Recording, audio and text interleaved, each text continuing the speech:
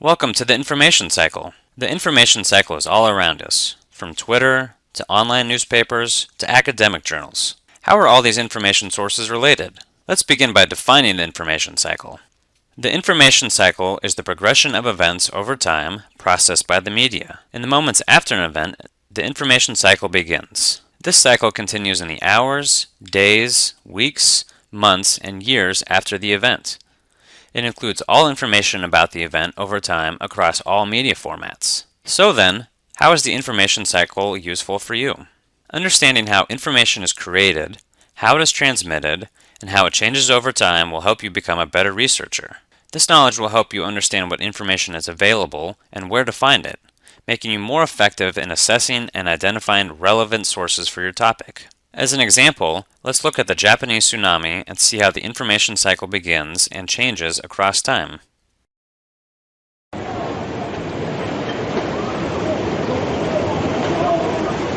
As Japan reels from its worst earthquake in recorded history, new pictures emerge of the tsunami that slammed into the eastern seaboard.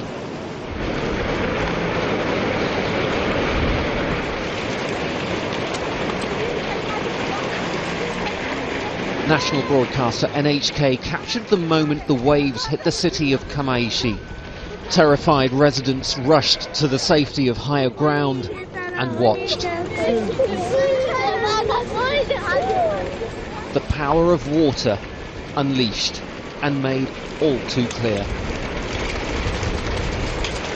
Across the east coast, it was a similar scene of devastation. This amateur video showed houses being crushed like tin cans.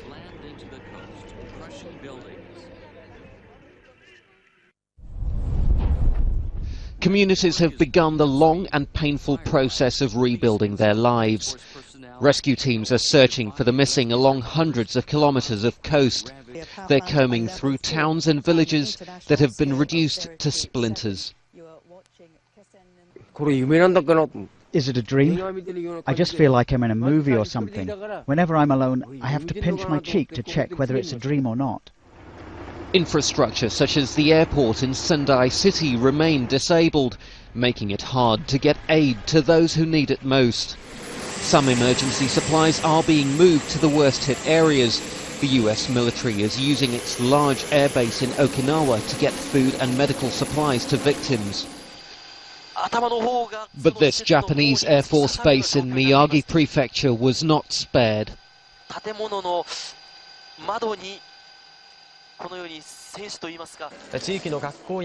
Thousands of people have been moved to temporary shelters, while relatives searched for missing loved ones. My son might have been engulfed by the tsunami. I hope he is taking shelter somewhere. I'm struggling to locate him. Azhar Sukri, Al Jazeera.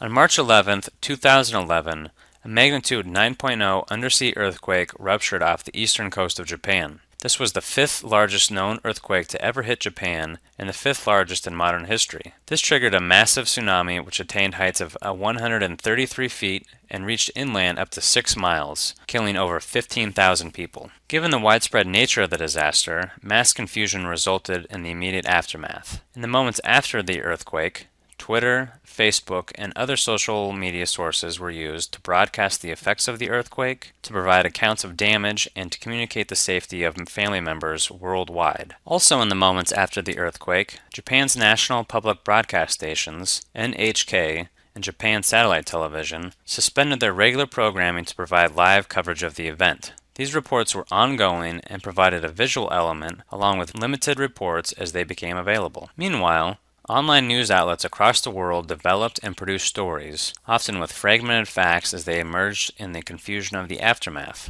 Written by journalists, these news reports were quickly generated, often with limited detail or verification. Later articles published online and in print newspapers would become more detailed with greater verification. As reports came in by the minute, these stories evolved and became part of the information cycle. In the hours after the tsunami, news reports written by journalists began to become longer and more focused, but still remain limited in verification. So far, the information cycle includes social media, broadcast news, including television and radio, and online newspapers. Together, these sources can be considered the first draft of history. These stories are quickly produced by eyewitnesses, citizen journalists, and professional journalists, often with limited verification in the hours after the event. These articles are focused on the who, what, where, and why of the event. First-hand accounts of the event are excellent for use as primary resources. As a new sun rose over Japan, worldwide newspapers published longer stories written by journalists for the general public. Reports created the day after the event is the next step in the information cycle. These articles summarize the events of the tsunami and sought to apply a chronology of the event. From the earthquake to the tsunami and the catastrophe it produced, to the ongoing rescue and damage assessment. These articles also contain statistics and photographs, as well as statements from officials and experts to provide a broader context to the event. Given the enormity of the tsunami and its after effects, these articles and reports generally focus on providing an overview of the event. These longer-form newspaper articles are also published online and are updated almost as soon as new information becomes available. This can lead to occasionally incorrect information being published. For example, after initially publishing articles which indicated the Fukushima nuclear reactor was safe and had shut down properly based on government statements, it emerged that in fact there had been a catastrophic failure of the reactor and there was a potential for a complete meltdown. The Fukushima disaster became a news cycle itself within the larger context of the Japan tsunami. While online news reports updated articles and headlines minute by minute, Twitter and Facebook accounts also updated, broadcast, and added their own commentary to this unfolding event. In the days after, written by journalists and reviewed by editors, news articles become more in-depth as information is made available. Occasionally, incorrect information can be published in the confusion of an event. If this happens, corrections will be published. These articles are compiled by professional journalists and are considered secondary sources.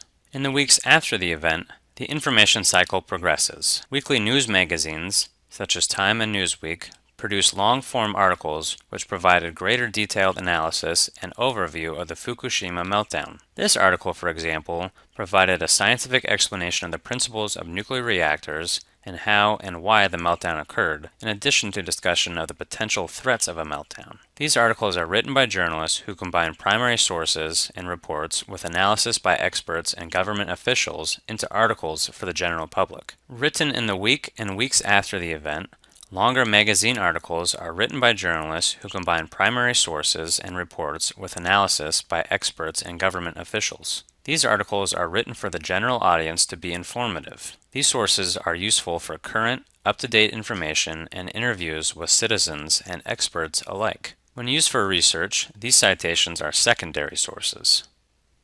In the months after the Japan tsunami, more comprehensive and detailed information and reports were gathered, researched, and analyzed by experts.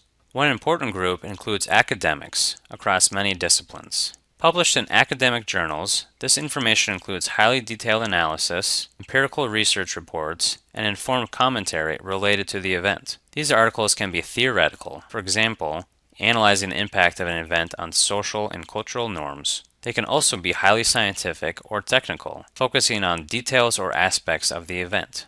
The Fukushima disaster in particular has drawn the attention of diverse academic fields. For example, neurological practitioners have assessed international standards for care of earthquake disaster victims, while geophysicists determine water current forces based on raw footage from survivors.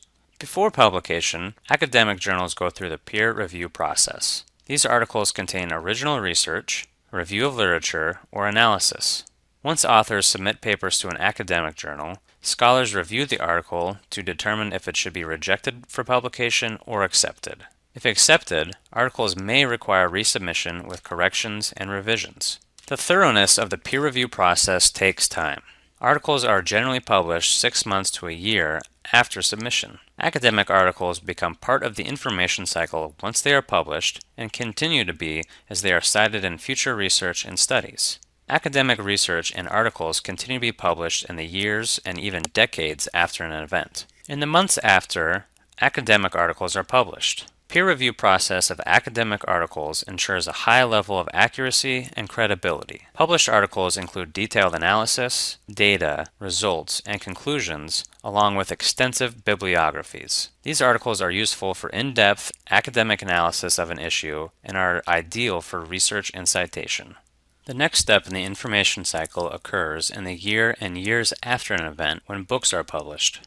Focus of books can be very broad. For example, an article from an academic journal, Geophysics, has been expanded and become part of a source book focused on the future design and mitigation of tsunamis. Meanwhile, this popular book, for example, took a photojournalistic approach, combining images with essays and poems from survivors of the disaster. Book topics can range significantly. Written by scholars, academic books contribute in-depth research to their respective academic fields. These academic books contain references and cite sources in their bibliographies. In the beginning moments of an event, the information cycle begins. The first sources of information are released through online news sites, TV and radio stations, and increasingly through social media. These are often quick and short snapshots which provide a sketch of the event. Verified facts are limited at this stage of the information cycle. The information cycle moves forward the next day after the event. Print and online articles provide a chronology and overview to provide the how and why of the event. These sources are more factual and provide a deeper context of the events. In the weeks after the event, long-form stories appear in weekly magazines that discuss the impact of an event on society, culture, economics, or public policy.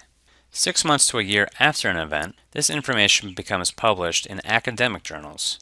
In this turn of the information cycle, detailed analysis, empirical research reports, and learned commentary add to previous publications. These information sources provide detailed analysis of the event that is often theoretical. Most importantly, these sources are peer-reviewed, assuring a high level of accuracy and intellectual rigor. In the months and years after the event, book publication contributes to the information cycle, detailing and often expanding themes, topics, subject, and analysis begun in academic research and published journals.